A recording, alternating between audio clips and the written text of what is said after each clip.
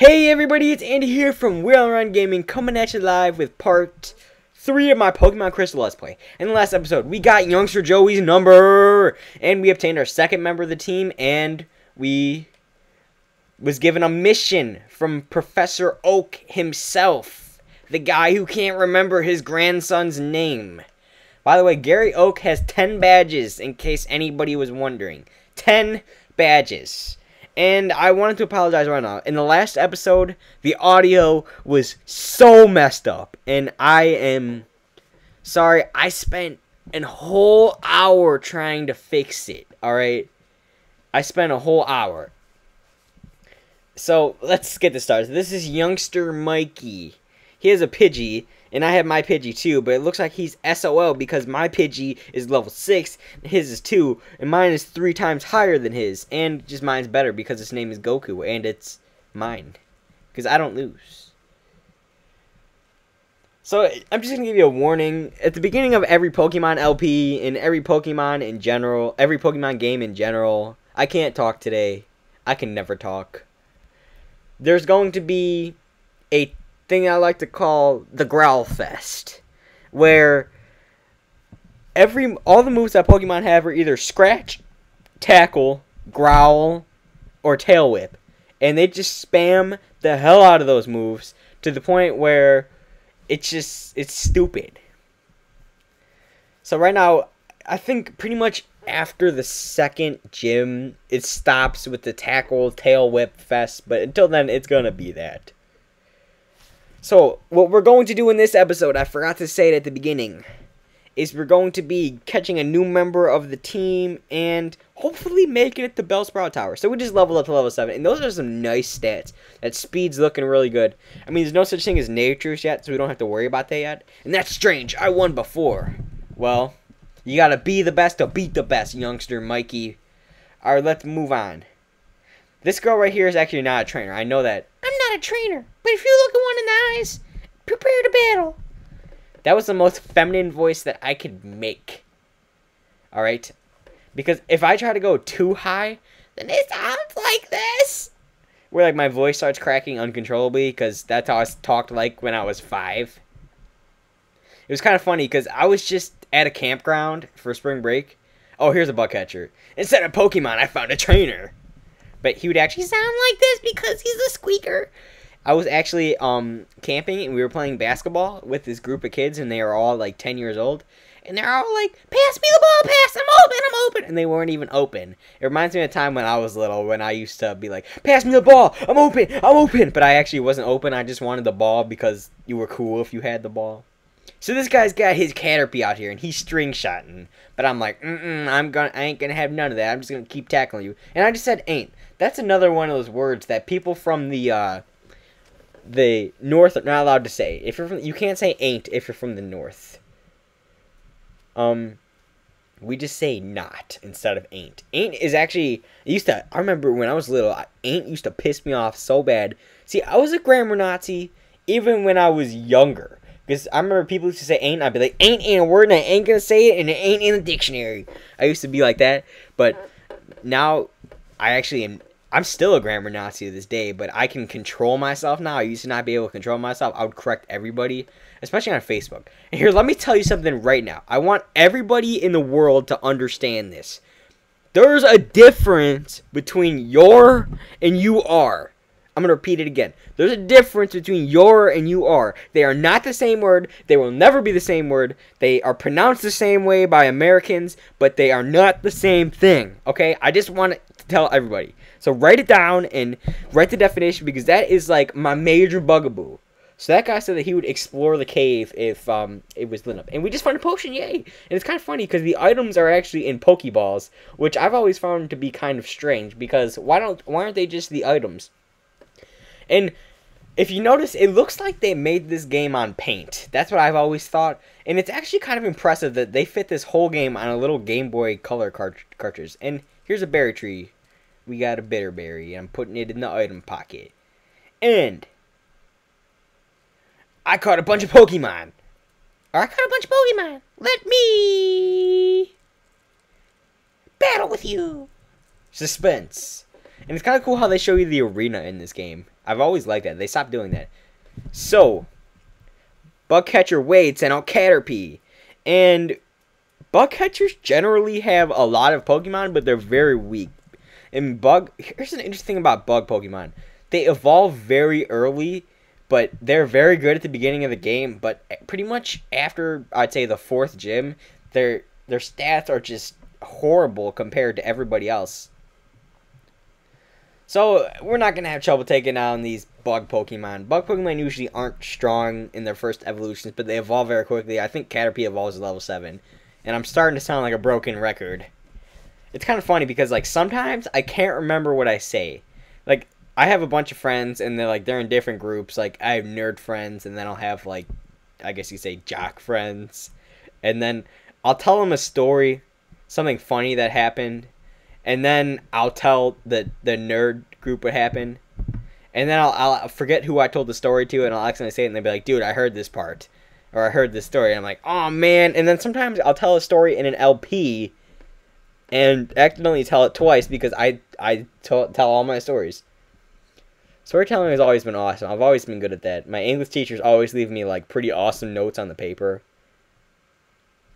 So this guy's just sending out his Caterpies, and I'm just mashing the A button for tackle. It's just a freaking tackle fest, growl fest, and we get to level 9. There we are.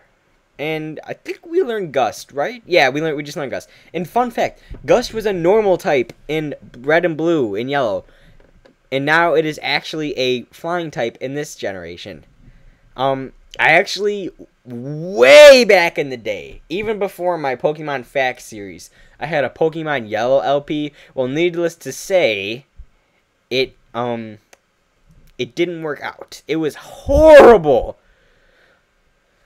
So that guy's just saying that he caught a cool Pokemon in Dark Cave. I'm not going to read it because you're all literate, I assume. And if you really want to read it, you could. Most of the stuff that they tell in this game is just stupid. And so, like I was saying, the first LP I started was actually in Pokemon Yellow, and it failed hard. Half the time I had the mouse in the screen recorder. So let's go into this building. Oh, we're already in here. And you can actually trade in this room. If you talk to the dude with the red shirt, he will trade you a Bellsprout for an Onix. And that is actually a really good trade, considering that this gym is actually a flying type gym. And if you get an Onix in this gym, they're not taking it down, because Onix has a Goliath HP, or not, defense stat. I just can't talk today. So we got our Pokemon healed. And now I'm going to catch a new member of the team. Now, if you're playing Pokemon Gold or Silver or Pokemon Heart Gold and Soul Silver, you cannot catch this Pokemon yet. And look at this gym. Look at this gym. They just put gym over the door, and they call it a gym. Look at that. Come on, guys. For real, Game Freak? Alright, so I will cut to when I get the Pokemon that I want. Right now.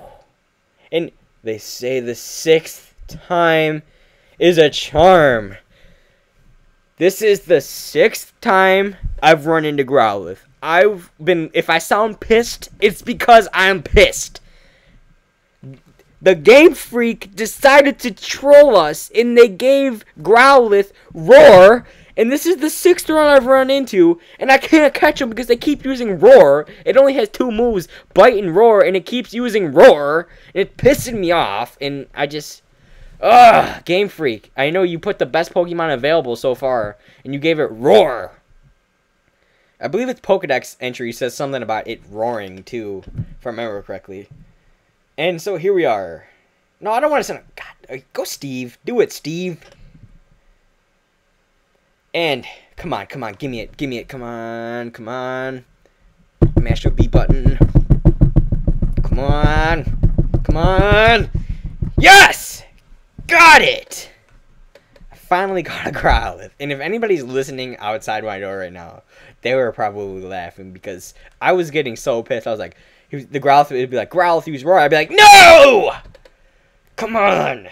So yeah, I did say something about it roaring. So I have an interesting nickname for it. And if you've been paying attention to my old LPs, like, I had a Pokemon White LP, but no one watched it because I had like 20 subscribers and I thought people were going to watch it. So I'm actually going to name it Zippo. That's why I name all my fire Pokemon. If you don't know what Zippo is, it's one of the cool lighters that you flick open, and then you turn a little wheel, and then there's a fire. Alright, so, look at these stats. It only has Bite and Roar, and that is a nice, sexy stat. Look at that attack stat. Okay, so, what's going to happen is I'm going to go heal my Pokemon. And I'm about to use awesome editing tricks. I'm going to stand at a spot right here, and I'm going to heal my Pokemon, and I'm magically going to teleport with healed Pokemon. And right now. So now my Pokemon are healed, and we can challenge the Sprout Tower. And the Sprout Tower is very small compared to the human player, but wait till we get in it. So, let's talk to this guy. He says, Sprout Tower was built long ago as a place for Pokemon training. Alrighty.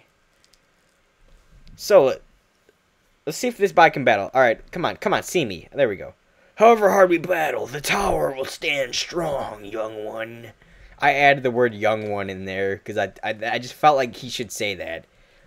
Sage Nico wants to battle. Sage Nico sent out Bellsprout. Why am I still talking like this?